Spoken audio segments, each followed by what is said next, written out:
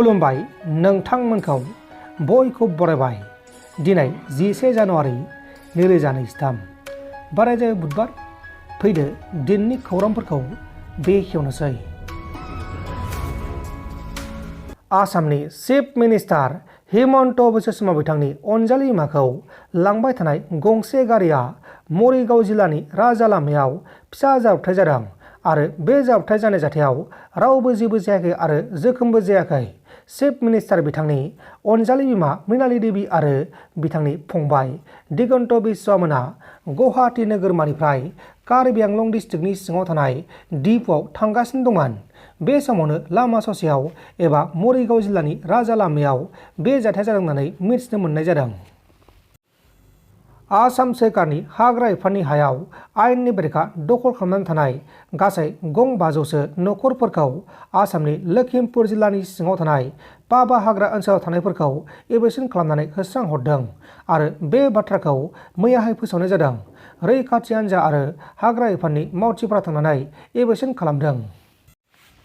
क'क्राझार जिल्लानि सिङाव थानाय CIT साखाथियाव मटर साइकेलनि गिख्रंथाव लामानि जाब्रबथाय जानानै जायगायावनो सासे बर' सुबुङा जिउ गोमादों आरो गुबुन सासे सुबुङा गोब्राब जोखोम जादों।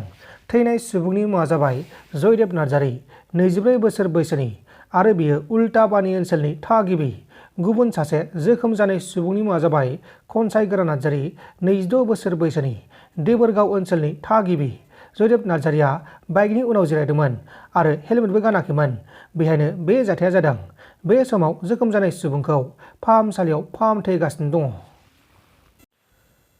आसामाव थांनाय गोलाव समनिफ्रायनो रायजो जाबोनाय हिन्दु बाङालि सुबुंफोरा NRCनि जेंना, आधार कार्डनि जेंना, रेशन कार्डनि जेंना आरो डि भटार्सफोरनि बायदि जेंनाखौ लानानै गसाइगाव महकुमानि सिङाव थानाय श्रीरामपुराव गसाइगाव जिल्ला बाङालि फेडारेसन आफादनि बानजायनायाव गोख्रों सोमावसारनानै आसाम सोरखार आरो BJP सोरखारखौ गोख्रों रावजों सोंखारिदों। बिथांमोना बुंनाय बायदिब्ला जोंनो जेबो ST नाङा, जोंनो जेबो रायजो नाङा, जोंनो गुबुनफोरा मोननाय बायदि सोरखारि मोनथाय जेरै सोरखारनि माइरं, रेशन कार्ड, आधार कार्ड आरो बिथांखिफोरखौ नांगौ होननानै रोखा बुंथिदों। जुदि गावसोरखौ नेवसिबाय थायोब्ला उनहालागै गोख्रों एक्सन लानाय जागोन होननानै रोखा बुंथिदों। 13 बोसोर बैसोनि हौवासा गथ'आ मानसि बुथारदों। फरिदाबादनि ग्रीन बेल्ट पार्क सेक्टर 3 आव सासे 14 बोसोर बैसोनि हौवासा गथ'खौ 13 बोसोर बैसोनि हौवासा गथ'आ खर' गाग्लोबनानै इनाय बुथारदों। रिपर्टनि बायदिब्ला सानै गथ'फोरनि गेजेराव फांसे दंफां गाखोनायनि बाथ्राखौ लानानै नांलाय खमलाय जादोंमोन। बेहायनो 13 बोसोर बैसोनि हौवासा गथ'आ महित मुंनि 14 बोसोर बैसोनि हौवासा गथ'खौ इनाय बुथारदोंमोन। उनाव जाथायखौ पुलिसा खौरां मोननानै जाथायसालियाव थांनानै गथ'खौ एरेस्ट खालामदों। हमजानाय गथ'नि मुंखौ खौरां मख'नाय जायाखै। वेस्ट बेंगल रायजोनि बिरभुम जिल्लानि सिङाव थानाय मण्डलपुर LP फरायसालियाव सानजौफुनि ओंखाम जानाय समाव जाग्रायाव मासे जिबौखौ मोन्दों आरो बे ओंखामखौ जानाय मानसिफोरा गासै 30 फरायसाफोरा लोमजानाय जादों। बे समाव फरायसाफोरखौ रामपुरहाटनि फाहामसालियाव फाहामथाय होगासिनो दङ। इन्टारनेशनेल फ्लाइट मस्क'व टु गवा फारसे थांबाय थानाय गंसे फ्लाइटनि गासै सा 244 दावबायारिफोरखौ लांबाय थानाय बे फ्लाइटआव सोरबा सिनायमोनि सुबुङा बमा दोननानै सिगि हरनायाव बे फ्लाइटखौ जामनगर एयारपर्ट गुजरातआव इमारजेन्सियै लेन्डिं खालामनांगौ जादोंमोन। उनाव दावबायारिफोरखौ फ्लाइट सिंनिफ्राय ओंखारनानै बमा नायबिजिरग्रा बिफानखौ लेंहरनानै चेक खालामनायाव जेबो रोखोमनि बम मोननाय जायाखै होननानै मिथिनो मोननाय जादों।